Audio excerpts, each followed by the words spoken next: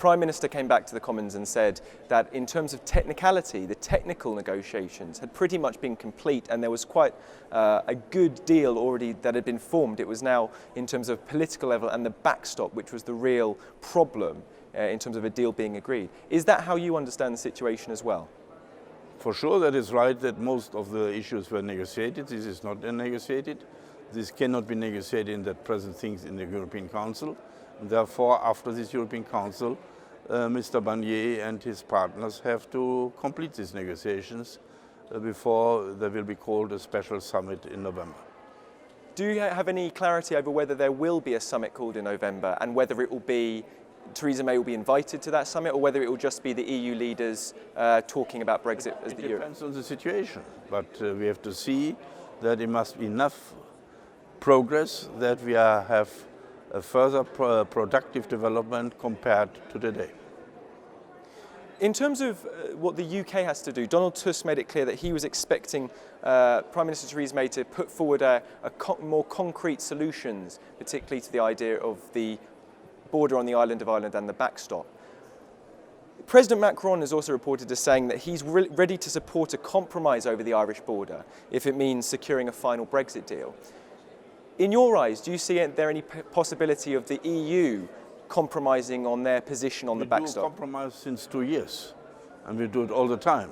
Negotiations are always compromises, but they're always, as you had red lines, we have red lines. The integrity of the internal market, but also avoiding the hard border is for us a conditionality in the European Parliament in order to ratify the withdrawal agreement.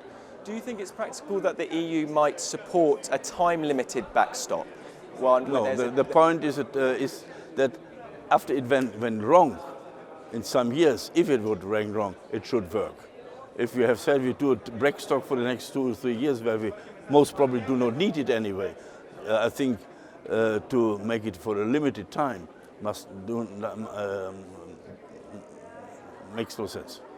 What would you say to the Prime Minister when she says, we need a time-limited period of the backstop to ensure that we aren't kept in the customs union forever, or at least many of her backbench Conservative MPs are concerned about that.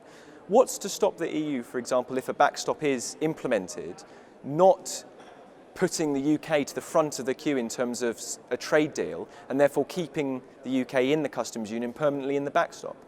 No, that is not the case.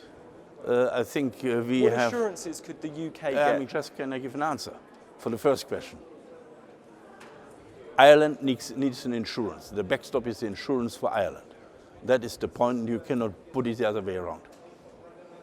And in terms of the assurances that it won't be a customs union membership through the back door, that the UK won't be locked into the customs union without the ability to get out, what would you say to that in terms of the assurances? There is no force to be in the customs union. It's your choice to be members of the customs union or not.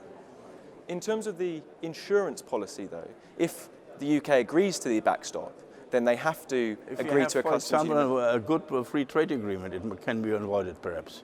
Is there any assurances the EU would give to ensure that a free trade deal would be a priority for the EU with the UK Yes. post-Brexit? A free trade agreement was always of a high priority list of the European Union. In terms of the EU strategy of a backstop for a backstop, some have seen that as insurance policy for an insurance policy. Why have the EU wanted to put a backstop on top of a backstop? For some, that's complicating the negotiations. What's the logic behind that in terms of negotiations? Because the insurance you make before something happens. Afterwards, you do not make an insurance. That is the purpose for any insurance you do, even in private life. What would you say? There's been some reports today that in the event of a no deal, the UK would still have to pay a divorce bill to the EU. In terms of how you understand it and how you've been briefed on the Brexit steering group, is that correct? That you have something to pay is not a price for the future relationship, it's a price for your commitments you have done until now. What would be the figure that you understand it as what the UK, regardless of the agreement, if any deal comes about, whether it's no deal or a deal? This is already agreed, which has to be found under this. This is already part of the negotiated withdrawal agreement. And in the event of a no deal, the EU would very much expect the UK to... This is money which has to be given because of old commitments of the United Kingdom, not of future relationship. And similarly, do you think it's possible that in the council meeting which is happening tonight and indeed tomorrow, that the EU 27 will decide there isn't enough progress being made on Brexit, we are concerned sufficiently that the November summit becomes more just a no-deal planning scenario rather than a summit to get over. We would like to have an agreement. I hope London is interested. We are interested in an agreement, also for the future, a close and good and constructive relationship. In your eyes, and in your opinion, from having been on the Brexit steering group, having received the negotiation briefings, what is, for you, the fundamental point that still needs to be resolved? And in terms of the specifics, if you can go to some level of specificity as to what you really think is the single biggest issue blocking these negotiations at the moment. That is the Irish backstop.